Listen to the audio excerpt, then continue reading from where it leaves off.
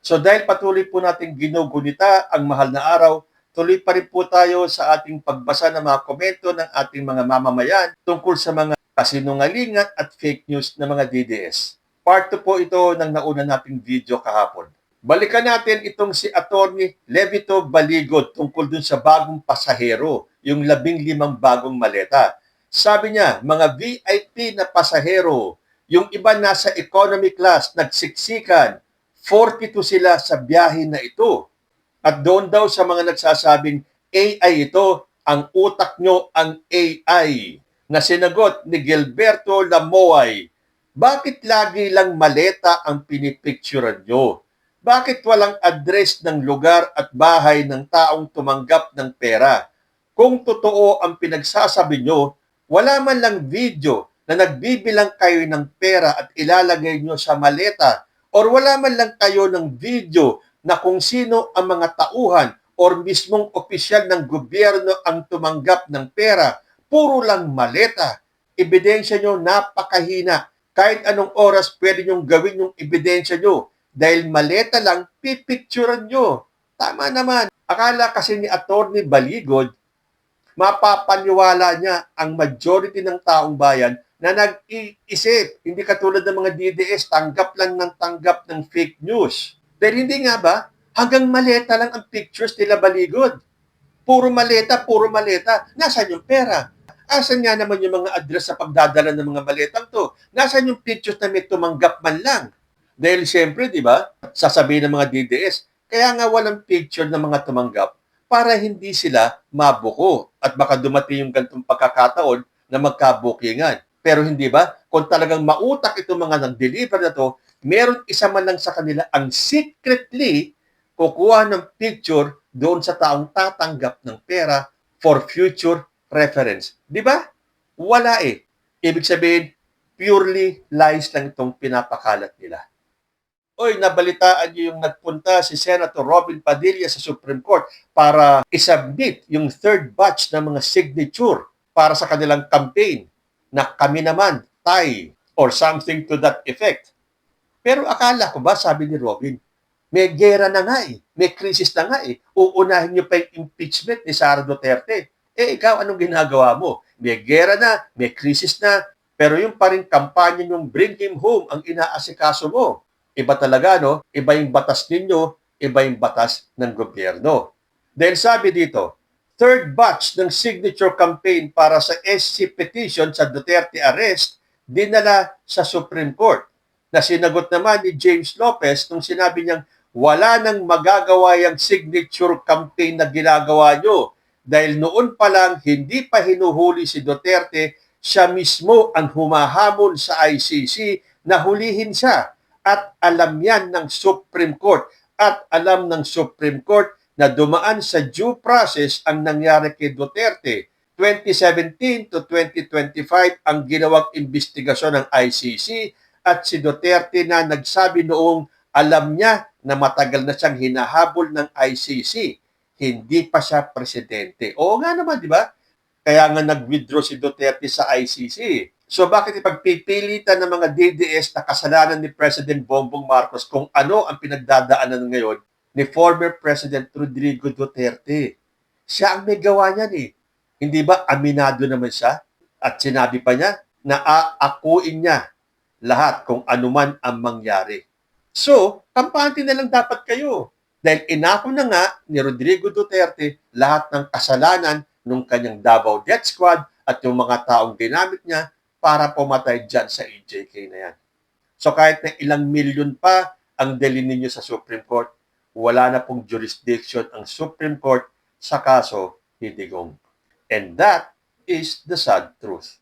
At dahil si Mana Santa ngayon, may request si Atty. Rowena Guanzon kay President Bongbong Marcos. Sabi niya, Bongbong Marcos, pwede ka bang gumanap na hudas sa Senakulo? Nagsalita na naman tong si Rowena Guanzon. Alam mo, attorney, kahit na anong gawin mong ingay, hindi ka mananalo sa 2028. Hindi ganyang style ng pangangampanya ang binibili ng taong bayan. Oy, teka muna, in speaking of binibili, pag may binili, may binenta. Napanood niyo ba yung video ni Atty. Topacio kung saan binuko niya si Rowena Guanzon? Ito po yun. Ito pa lang si dating Commissioner Rowena Guanzon. Di ba tayo nagbibigay tayo ng t-shirt sa mga kaibigan natin, yes, yo. Ito pa lang si Rowena Guanzon ay nagbebenta. Yung mga t-shirt na nakalagay, mapapangiwi ka sa korap, bardagulan kung may mukha niya, ay binibenta niya. Tinatanong nila kung bawal, hindi naman po bawal. Ito lang ang naiisip ko. Bakit naman kakandidato ka ng senador, magbebenta ka ng t-shirt? Kung kumakandidato ka pa lamang, pera na iniisip mo, kita na iniisip mo, anong iisipin mo pagka nandun ka na sa Senado? Di ba? O hindi ba? Ngayon pa lang nangangampanya siya na siya ay tatakbo sa 2028. Tapos imbis na magpamigay ng mga t-shirt, nagbebenta siya. Totoo ba yan, Guanzon?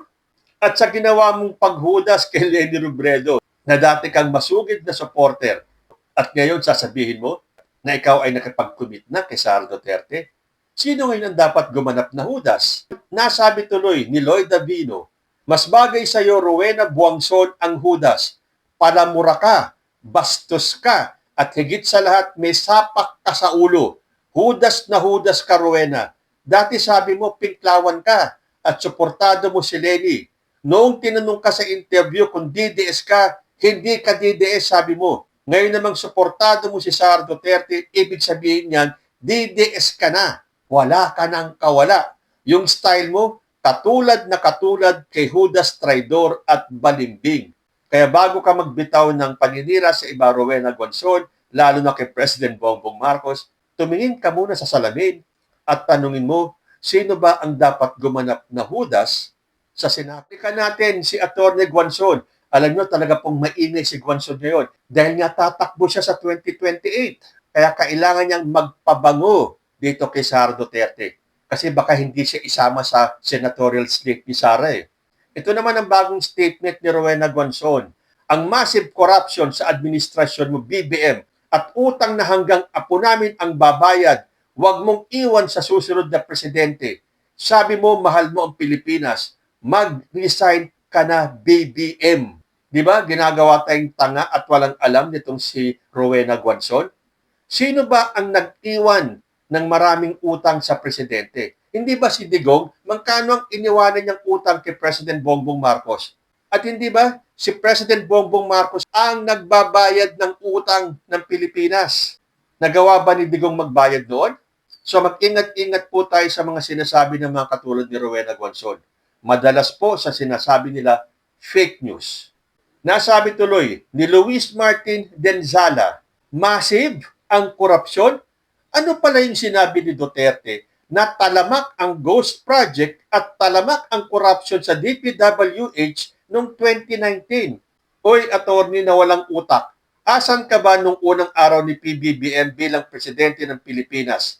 Pag-alis ni Duterte, 17 trilyon ang utang ng Pilipinas. Hindi man lang nabayaran ni Duterte. Panahon ni BBM, nakakabayad ang gobyerno ng utang kada taon. Sa sobrang bobo mo, hindi bagay sa'yo ang attorney. Uy, dahan-dahan ka magsalita, Luis. Dapat bago ka magbitaw ng kritisismo laban kay Rowena Guanzon, siguraduhin mong ikaw ay naka-Gucci at naka-Rolex. O di ba nga kasi, pinipilipit ito mga attorney ng mga DDS ang buong istorya. Gusto nilang ituro lahat kay President Bongbong Marcos ang anomalya, ang korupsyon, samantalang nung panahon ni Digong, siya mismo ang umamin na talamak ang korupsyon ng panahon niya. Tapos i-edit lang ng mga katulad ni Rowena Guanzon ng istorya para palitawin na kasalanan na naman ni President Bongbong Marcos. Hindi na po kayo nagtatagumpay dahil alam namin meron lang kayong pansariling interes kung bakit kayo naninira. At alam nyo ba na may bagong pasabog na naman itong si Rowena Guanzon at tinatawag niyang smuggler si President Bongbong Marcos.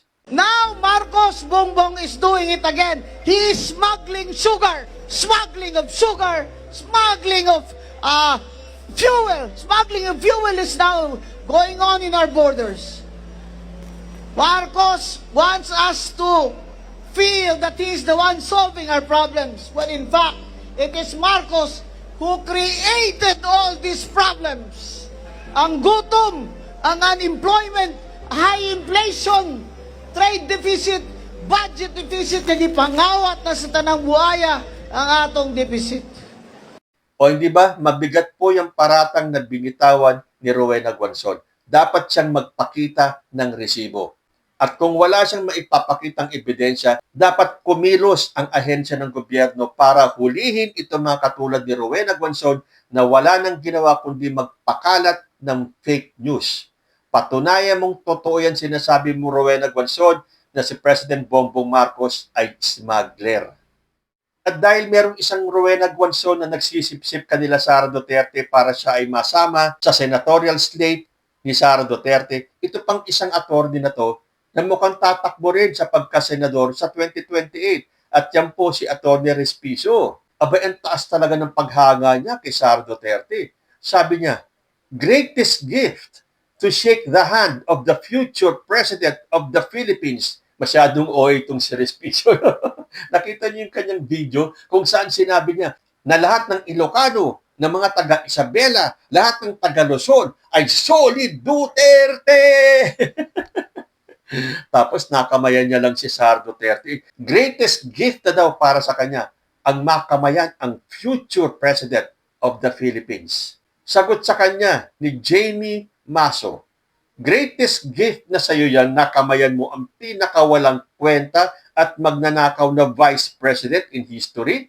Demanding pa sa budget. Kala mo nagtratrabaho at may gagawing project. Naalala ko tuloy yung sinabi niya noong DepEd Secretary pa siya. 200 billion ang hinihingi niya para maayos ang basic education daw ng Pilipinas. Buti na lang hindi siya napagbigyan.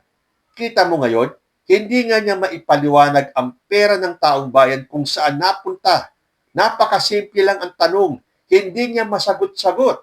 Paano pa pag naging presidente yan?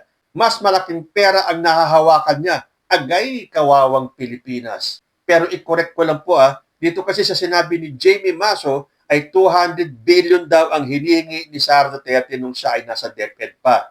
Hindi po. 100 billion lang po. Siguro ito ay tipo error lang, pero kailangan po natin i-correct dahil 100 billion lang po ang hinihingi ni Sara Duterte at hindi po 200 billion.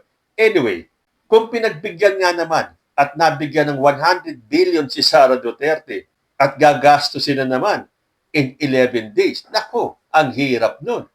Kapag nagtanong na naman ang taong bayan kung saan dinala yung 100 billion na yon, ay hindi kayo sasagutin. Sasabihin niya, ay, binigay kay Mary Grace Piato. Nako, gustong-gusto na nating malaman kung sino yung Mary Grace Piatos na yan.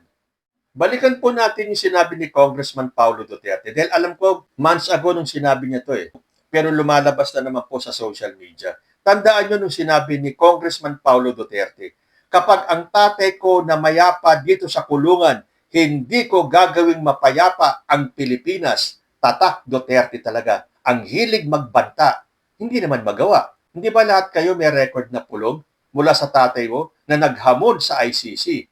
Ikaw, di ba? Naghamon sa ICI. Si Baste, hinamon si Torre. Si Sara Duterte, hinamon ang impeachment court na gusto daw niya ng bloodbath.